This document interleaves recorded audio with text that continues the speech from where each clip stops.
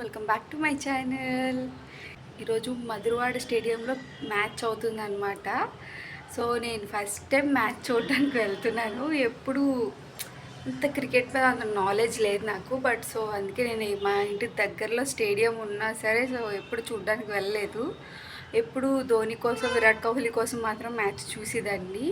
But first time నేను cricket match చూడడానికి లైవ్లో వెళ్తున్నాను. చాలా హ్యాపీగా ఉంది. యాక్చువల్గా మ్యాచ్ వచ్చి 7:30కి అనమాట. మేము 4:30కి స్టార్ట్ అయ్యాం, ఎందుకంటే క్రౌడ్ అది ఉంటుంది, వెహికల్ పార్కింగ్ అవన్నీ చేసుకొని వెళ్ళేసరికి మనకి టైం పడుతుందని చెప్పి పార్కింగ్ వచ్చి సాంకేతిక కాలేజ్ దగ్గర పెడితే అక్కడ నుంచి వాక్ చేసుకొని చాలా దూరం వెళ్ళాం. యాక్చువల్లీ మాది హైవే దగ్గర గేట్ అనమాట, గేట్ నెంబర్ 15. సో ఇదంతా వాక్ చేసుకొని వచ్చాం అనమాట. మొత్తం గ్రౌండ్ చుట్టూ తిరిగి వచ్చినట్టు అనిపించింది.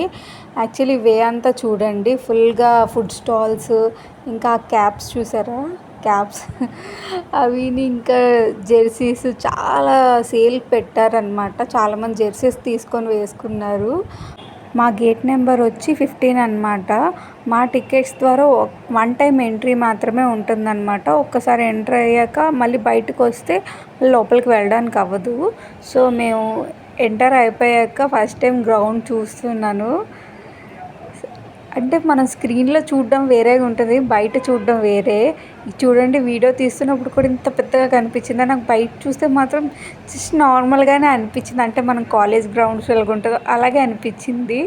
మేము లోపలికి వచ్చి కూర్చునేసరికి 5:30 అయిందనమాట. క్రౌడ్ ఎవరు లేరు కాబట్టి హ్యాపీగా వీడియోస్, ఫొటోస్ తీసుకున్నాం. ఇంకా ప్లేయర్స్ ఎవరు రాలే గ్రౌండ్కి, ఎందుకంటే కాసేపు పిచ్లో ప్రాక్టీస్ చేస్తారంట, కానీ ఇంకెవరు రాలేదు.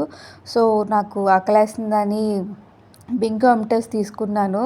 ఈ ప్యాకెట్ వచ్చి 50 రూపీస్, బట్ 70 రూపీస్ ఛార్జ్ చేస్తున్నారు అక్కడ గ్రౌండ్లో. సో ఇక్కడ గ్రౌండ్లో కనిపిస్తుంది కదా, ఎల్ఎస్జి టీము, డీసీ టీము వచ్చేసారనమాట.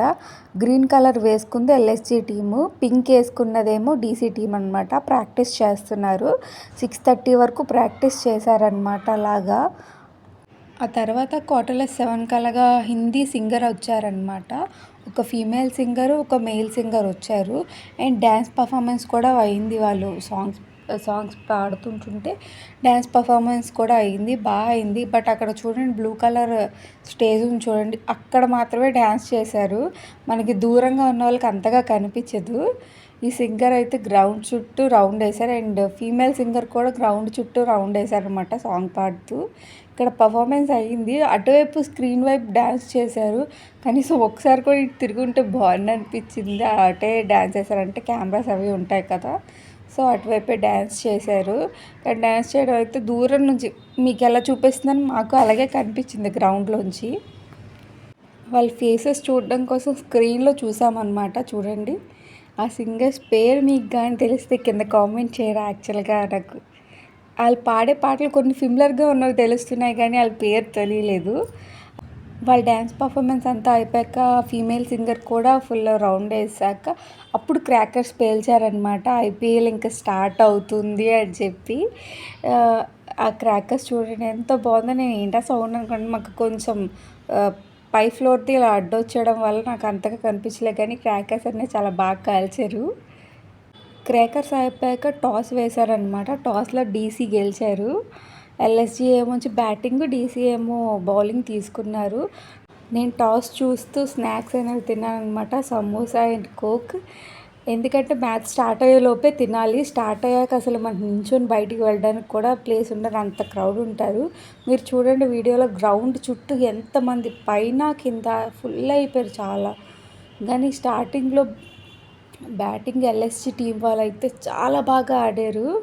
ఇక్కడ చూడండి, చీర్కల్స్ మాకు దగ్గరలో వచ్చారనమాట. వాళ్ళు తెలుగు సాంగ్లకి, హిందీ సాంగ్స్కి భలే డ్యాన్స్ చేసేవారు. లాస్ట్లో బాయ్ చెప్తారు చూడండి, థ్యాంక్ యూ, బాయ్ బాయ్. ఈ చీర్కల్స్ ఓన్లీ ఓవర్ కంప్లీట్ అయ్యాకే వచ్చి డ్యాన్స్ చేస్తారనమాట. ఆర్ సిక్స్ పడి కొంచెం గ్యాప్ వచ్చినప్పుడు మాత్రం వస్తారనమాట. మన టీవీలో ఏంటంటే వాళ్ళు 6 కొట్టగానే 4 కొట్టగానే పైకి వచ్చి డ్యాన్స్ చేస్తున్నట్టు చూపిస్తారు, కానీ గ్రౌండ్లో అలా ఉండదు. ఓన్లీ వీళ్ళు ఓవర్ కంప్లీట్ అయితేనే వచ్చి డ్యాన్స్ చేస్తారు. అది కాకుండా ఇక్కడ గ్రౌండ్లో నేను ఏంటి అబ్జర్వ్ చేశానంటే, మనం టీవీలో చూస్తున్నప్పుడు ప్లేయర్స్ అనేవి ఓవర్కి షిఫ్ట్ అవుతారు కదా. ఇక్కడ ఏంటంటే ఎవ్వరు షిఫ్ట్ అవ్వరు, ఎంపైర్ మాత్రమే షిఫ్ట్ అవుతారనమాట. ఇప్పుడు రైట్ సైడ్ నుంచి బౌలింగ్ చేశారనుకోండి, ఒక ఓవర్ కంప్లీట్ అయ్యాక లెఫ్ట్ సైడ్ నుంచి బౌలింగ్ చేస్తారు. ఏ ప్లేయర్ కూడా ఈ ప్లేస్ నుంచి ఆ ప్లేస్కి షిఫ్ట్ అవ్వరు. ఇక్కడ చూసారు కదా, రైట్ సైడ్ బౌలింగ్ అయిపోయాక ఈ ఓవర్ కంప్లీట్ అయిపోతే లెఫ్ట్ సైడ్ నుంచి బౌలింగ్ చేస్తారు. అంతేగాని ప్లేయర్స్ ఎవ్వరు షిఫ్ట్ అవ్వరు అనమాట. మనకి టీవీలో కానీ మనం బయట ఆడే క్రికెట్లో కానీ షిఫ్ట్ అవుతాం కదా ఓవర్కి, అలాగ ఉండదు ఇక్కడ. ఎంపైర్స్ మాత్రమే షిఫ్ట్ అవుతారనమాట.